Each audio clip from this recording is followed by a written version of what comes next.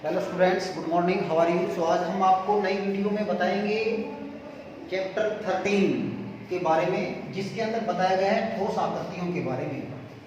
ठोस आकृति दो प्रकार की होती है।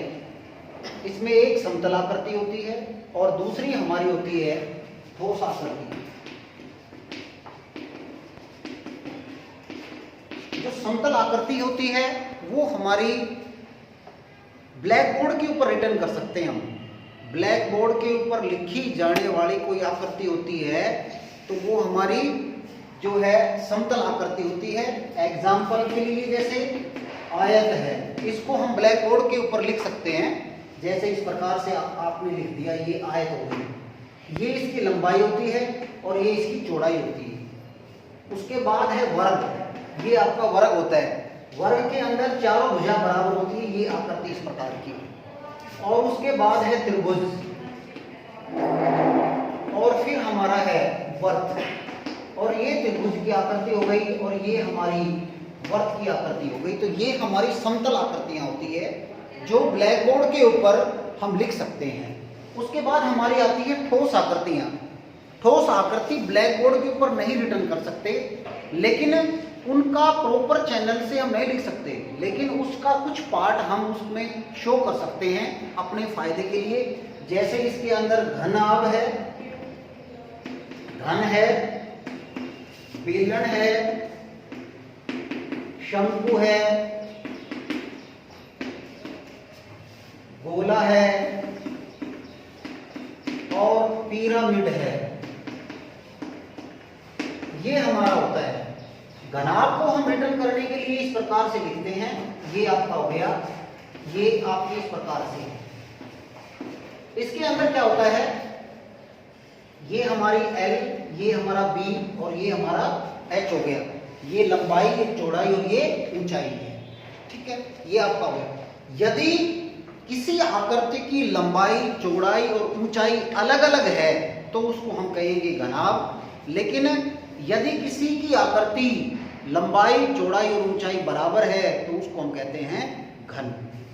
अब हम इसके अंदर जो घन में ये जो दिया हुआ है, ये साइड एक, ये जैसे ये एक पार्ट ये हो गया, दूसरा इसके सामने का ये हो गया, एक ये हो गया इधर, एक ये हो गया, एक ऊपर का हो गया और एक नीचे का हो गया। इनको हम कहते हैं फलक। जैसे ये हमारा होता है फलक, या इसको हम इंग्लिश में फेस कहते हैं। तो ये हमारे पास देखिए 1 2 3 4 5, एक पर छत और नीचे फर्श। तो ये टोटल हमारे 6 फेस हो गए फेस। उसके बाद हमारी आती है कोर। कोर हमारी ये होती है, जो दो फलक आपस में मिलते हैं उनको हम कोर कहते हैं। तो ये हमारी कोर है इस प्रकार से। ये 1 2 3 4 5 6 7 8 9 10, ये 11 और ये 12। तो ये हमारी कोर, इसको इंग्लिश में कहते हैं H। ये हमारी हो गई 12। उसके बाद हमारे पास आते हैं शीर्ष। ये 1 2 3 4 तो ये हो गए, और इसको अगर हम वापिस कर दें तो 4 नीचे के हो गए। तो ये हमारे हो गया शीर्ष, यानी कि वर्टेक्स। ये हमारे 8 ये हो गया हमारे पास। तो ये इस प्रकार से इनका प्रयोग किया जाएगा, फलक का, और इनका प्रयोग किया जाएगा। ये 1 नंबर में क्वेश्चन आता है लगभग। अब हमारे पास जो है घनाभ की आकृति ये हो गई, घन की ये हो गई। अब बेलन है, बेलन के अंदर यदि हम इसका प्रयोग करते हैं, ये हमारा बेलन है देखिए, और अगर बेलन के दोनों सिरे वर्ताकार होते हैं और अगर उसका बीच का पार्ट कर दिया जाए, उसके हिस्से काट दिए जाए और उसको फैला दिया जाए, तो वो हमारा होता है आयत बन जाती है। ये हमारा शंकु है। शंकु बेलन का 1/3 पार्ट होता है, जैसे ये इस प्रकार से है। तो जैसे इस प्रकार की जो आकृति होती है वो हमारी शंकु होती है। इसका नीचे का बेस, यानी कि जो नीचे का बेस है, आधार जो है वो हमारा वर्ताकार होता है, और ऊपर का जो सिरा होता है वो नुकीला होता है, वो त्रिभुज के आकार का होता है। इसके बाद गोला, ये हमारा गोला है। इसमें हमारा वर्त जो है वो खाली आकृति होती है, अंदर से खोखली आकृति होती है। लेकिन जो गोला हमारा होता है वो वजन होती है, उसमें भार होता है, उसमें वेट होता है उसके अंदर, तो वो हमारा गोला हो गया। पिरामिड जो है इसमें भी ये दो प्रकार के होते हैं, एक त्रिभुजाकार पिरामिड होता है और एक हमारा वर्गाकार पिरामिड होता है। दो प्रकार के होते हैं, जैसे इसका एग्जाम्पल है मिस्र के पिरामिड, तो ये हमारे उसके एग्जाम्पल हो गए। उसके बाद हम आते हैं इसके क्षेत्रफल के ऊपर। यदि कोई भी आकृति, जैसे इसका क्षेत्रफल निकाले तो जो घिरा हुआ क्षेत्र है ये जो घिरा हुआ क्षेत्र है उसकी लंबाई और चौड़ाई से उसकी आकृतियों का जो घिरा हुआ क्षेत्र है उसको हम कहते हैं क्षेत्रफल। ये आपका क्षेत्रफल हो गया।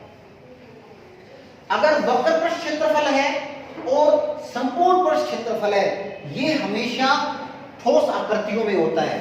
ये समतल आकृति में केवल क्षेत्रफल होता है, लेकिन ठोस आकृति के अंदर वक्र पृष्ठ क्षेत्रफल होता है और जो है संपूर्ण पृष्ठ क्षेत्रफल होता है। अभी मैंने आपको बताए थे कि 6 फलक होते हैं, तो यदि 4 फलक माने जाएंगे तो 4 फलक का जो क्षेत्रफल होता है वो हमारा वक्र पृष्ठ क्षेत्रफल होता है, और यदि 6 फलक का जो क्षेत्रफल होता है उसको हम कहते हैं संपूर्ण पृष्ठ क्षेत्रफल।